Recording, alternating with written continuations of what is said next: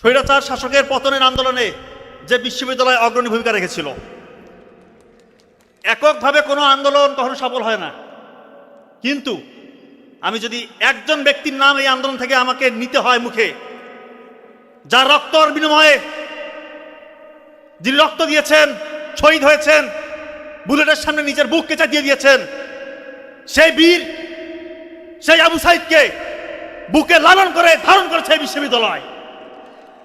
এমন বিশ্ববিদ্যালয়ে দাঁড়িয়ে কথা বলা সত্যিকার অর্থে গর্বের, সম্মানের। আমি সত্যিকার অর্থে সম্মানিত বোধ করছি, এবং আপনারা এখানে যারা আছেন আমার থেকে বেশি সম্মানিত বোধ করার কথা। কারণ হচ্ছে আপনারা সরাসরি এই বিশ্ববিদ্যালয়ের একটা অংশ। এই বিশ্ববিদ্যালয় ইতিহাসে নাম লিখে দিয়েছে, এরা ইতিহাসে নাম অলরেডি চলে গিয়েছে এই বেগম রোকেয়া বিশ্ববিদ্যালয়। আপনারা এই বিশ্ববিদ্যালয়ের একটা পাঠ, এটা সত্যিকার অর্থে আপনাদের একটা গৌরবের বিষয়। কখনো মনে করবেন না যে বেগম রোকেয়া বিশ্ববিদ্যালয়ে পড়ছি, ঢাকা ভার্সিটিতে পড়লাম না, ওটাও ভালো এটাও ভালো। আপনারা ইতিহাসের সঙ্গী হয়ে গিয়েছেন, সাথী হয়ে গিয়েছেন, সত্যিকার অর্থে ইতিহাসের অংশীদার আপনারা। আজকে থেকে প্রায় 100 বছর আগে ইতালির একটা শহরের নাম আছে না, তুরিন, নাম শুনছেন? তুরিন একটা শহর। তো ওই শহরের একটা মোটামুটি বড় গাড়ির কোম্পানির ভিতরে এক তরুণ প্রবেশ করছে। তো ওই তরুণকে ওইখানকার যে সিকিউরিটি গার্ড আছে, স্পেশালি রিসিপশনিস্ট, উনি আটকে দিস। এই কোথায় যান? ছেলে বলতেছে যে আমি এই কোম্পানির ম্যানেজিং ডিরেক্টরের সাথে দেখা করব। আপনার কি কাজ ওনার সাথে? আমি একটা গাড়ির ডিজাইন তৈরি করছি, গাড়ির মডেল তৈরি করছি, একটু ওনাকে আমি দেখাতে চাই। তো ওই রিসিপশনিস্ট বলতেছে, ওর দিকে একটু তাকাইছে আগে ছেলেটার দিকে, দেখতেছে একটা হ্যাংলা পাতলা ছেলে, মাথায় একটা ক্যাপ, হাতে একটা ছোট্ট ব্যাগ, একদম তুচ্ছ তাচ্ছিল্য করে একটা অট্ট হাসি দিস দিয়ে বলতেছে, তোমার থেকে বড় রথী যারা এই ডিজাইনের মধ্যে বস, তারা এসে এনাকে ডিজাইন দেখাইতে পারে না, দেখাইলে কাজ হয় না। তুমি আসছো ছোকরা ছেলে, তুমি কি ডিজাইন দেখাবা? ও বলতেছে, দেখেন এই ডিজাইনটা সত্যি ইউনিক, এটা আলাদা, এটা যদি আপনারা গ্রহণ করেন, আপনাদের ম্যানেজিং ডিরেক্টরকে যদি দেখাতে পারি, আপনাদের হয়তো বা কোম্পানির চিত্রই চেঞ্জ হয়ে যেতে পারে। কিন্তু ওনার কথা শুনে নাই, ওই তরুণকে এক প্রকার ধাক্কা দিয়ে বের করে দিয়ে দরজা লাগিয়ে দিস। হতাশ হয়ে কোম্পানির বাইরে ওই ছেলেটা দাঁড়ায় আছে, কোম্পানির দিকে এক দৃষ্টিতে তাকিয়ে আছে। তাকিয়ে মনে মনে একটা কথা বলছে যে ইনশাল্লাহ আমার মেধা খাটিয়ে পরিশ্রম করে এমন জায়গায় পৌঁছাবো, এই কোম্পানির যে ওনার সে আমার সাথে দেখা করতে আসবে। তো ওই ছেলে কিন্তু বসে থাকে নাই, একটা চিন্তা করছে, সেই অনুযায়ী কাজ করছে। 2-3 বছর পর দেখা যায় ওই সময় যারা মিডিয়ার লোকজন ছিল, একটা উত্তরের, ইতালি একটা উত্তরের ছোট্ট শহরে একটা ঘরের মধ্যে চলে গেছে, একজন ইন্টারভিউ নিচ্ছে। কি করছে?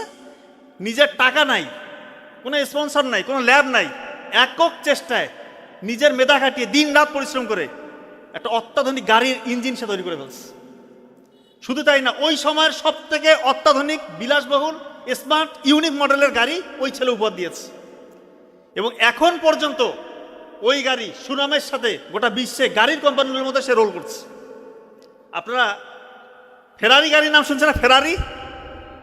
ফেরারি গাড়ির যে মালিক, ফাউন্ডার, আমি তার কথা বলছি, নাম এনজো ফেরারি। এবং সত্যি উনি যে বলেছিল এই কোম্পানির মালিক হয়তো একদিন আমার সাথে দেখা করতে আসবে, সত্যিকার অর্থেই ওই যে গাড়ির কোম্পানির যে রিসিপশনিস্ট ওনাকে বের করে দিয়েছিল, ওই গাড়ির কোম্পানির মালিক, ওরা এক সময় দেখা যাচ্ছে তাদের গাড়ি ওরকম চলে না, ওনাদের মালিক গভর্নিং বডি পুরো ওনার সাথে দেখা করতে গেছে যে আপনি যদি আমাদেরকে একটু হেল্প করতেন, একটা যদি মডেল দিতেন। ওই দিন উনি বলছে, that day you pushed me out, you didn't reject me, you released the Ferrari inside me. অর্থ, আপনারা ওই দিন আমাকে বের করে দেন নাই, আপনারা আমাকে মুক্ত করেছেন। দেখেন, ওই ছেলে কিন্তু কিছুই ছিল না, কিন্তু নিজের মনোবল চাঙ্গা ছিল, প্রতিভা ছিল এবং কাজ করে গেছে। দেখেন, আজ পর্যন্ত ফেরারি গাড়ির নাম শুনেন এমন কেউ আছে? কিছুই ছিল না, ফেরারি গাড়ির ওনার, ফাউন্ডারের গল্প বলছে। তো আমরা অনেকেই একটুতে হাই হুতাশ করি যে আমার কিছুই নাই, পরিবারের মধ্যে টাকা পয়সার ঘাটতি, আমার এই সমস্যা সেই সমস্যা। আসলে কোনো সমস্যা হইতে পারে না। আপনি যদি সফল হইতে চান, আপনার দৃঢ় প্রত্যয়, একাগ্রচিত্তে পরিশ্রম, আল্লাহর সাথে কানেকশন, নিশ্চিত ইনশাআল্লাহ আপনি যা হইতে যাচ্ছেন তাই হবে। তো একজন স্টুডেন্ট হোক, সে ব্যবসায়ী হোক, যে কোনো স্টেজের যে কেউ, সে যদি জীবনে সফল হতে চায়, তার জন্য আলী রাদিয়াল্লাহু তাআলা আনহু বেশ কিছু উপদেশ দিয়েছিলেন। বেশ কিছু উপদেশ, সবগুলো বলবো না, গুটি কয়েক উপদেশের কথা বলবো। এইগুলো যদি কেউ মেনে চলে ইনশাল্লাহ, এই উপদেশগুলো কেউ মেনে চললে প্রত্যেকটা স্টেপে স্টেপে ইনশাল্লাহ আপনি সফল হবেন।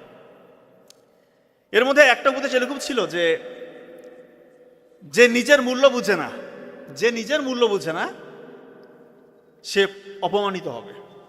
হয়তো আমরা এই কথাটার অর্থ বুঝতে পারছি না। চায়নাতে এক তরুণ, ওর চাকরি করার খুব ইচ্ছা, চাকরি করবে, তো চাকরির ইন্টারভিউ দিতে যায়, সব জায়গায় শুধু রিজেক্টেড, কোথাও টিকে না। কেএফসির নাম শুনছেন? কেএফসিতে পরীক্ষা দিতে গেছে, ওইবার 24 জন পরীক্ষা দিয়েছে, 24 জন, 23 জনকে টিকাইছে, একজনকে বাদ দিচ্ছে, ওই ছেলেটাকে বাদ দিচ্ছে। পরে বলে যে একটু পুলিশে দাঁড়াই, পুলিশেও টিকে না। শিক্ষকতা করি, সেখানেও হয় না। কত জায়গায় যে পরীক্ষা দিচ্ছে, কোনো জায়গায় হচ্ছে না। পরে সে মন খারাপ করে একটু চিন্তা করলো যে আসলে কোন জায়গায় সমস্যা, কেন হচ্ছে না। সে পরে অনেকক্ষণ চিন্তাধারা করে দেখলো যে আসলে চাকরি আমার জন্য না, চাকরি আমার জন্য না, আমি উদ্ভাবন করতে পারি, নতুন কিছু দুনিয়াকে দিতে পারি। এবং সত্যিকার অর্থেই গোটা দুনিয়াকে সে এমন কিছু দিয়েছে যেটা এখন পর্যন্ত মানুষ স্মরণ করে। আপনার আলিবাবার নাম শুনছেন? আলিবাবা প্রতিষ্ঠাতাকে জ্যাকমার গল্প বলতেছে। দেখেন, এই জন্য জীবনে আপনারা বিভিন্ন জায়গায় হতাশ হবেন, হয়তো পরীক্ষায় ফেল করবেন, আপনাদের স্ট্রং জোন কোনটা এটা আপনাকে বের করতে হবে। সবার জন্য কিন্তু চাকরি না।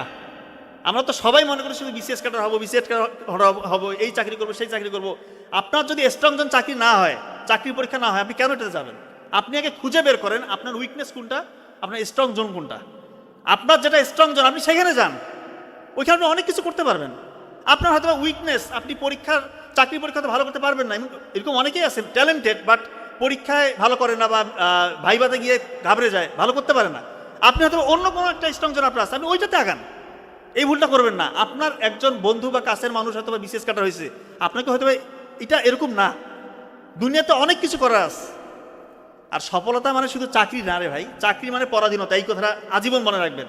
চাকরি শব্দটা এসে চাকর থেকে, আমরা তো বিসিএস কাটার অফিসার, আমরা জানি চাকরি যদি করেন আপনি একটা বার্নিংসের মধ্যে থাকবেন। আর যদি নিজে উদ্ভাবক হইতে পারেন, যদিও এটা চান্সেস খুব কম থাকে, ব্যবসায়ী হওয়ার সুযোগ অনেক আছে। দেখেন যে ব্যবসায়ী হওয়া যায় কিনা, এখানে আল্লাহ তাআলার বরকতও আছে, আপনার স্বাধীনতাও আছে, আপনি নিজেই বস। ওই জিহুজু করতে হবে না আপনাকে। চাকরি করবেন মানে আপনি জিহুজুর, বাড়ি থেকে বের হইলে কোথাও যাবেন ফ্যামিলি নিয়ে, আপনার ছুটি লাগবে, দরখাস্ত দাও, এই করো সেই করো, দুনিয়ার প্রোটোকল দরকার আছে। দুনিয়ার মধ্যে কি আপনি এই যে বন্দি জেলখানে থাকবেন? আমি বলতেছি না চাকরি খারাপ, কোনো কিছু না করার থেকে চাকরি করা ভালো, তবে চাকরি করার থেকেও ভালো কিছু করার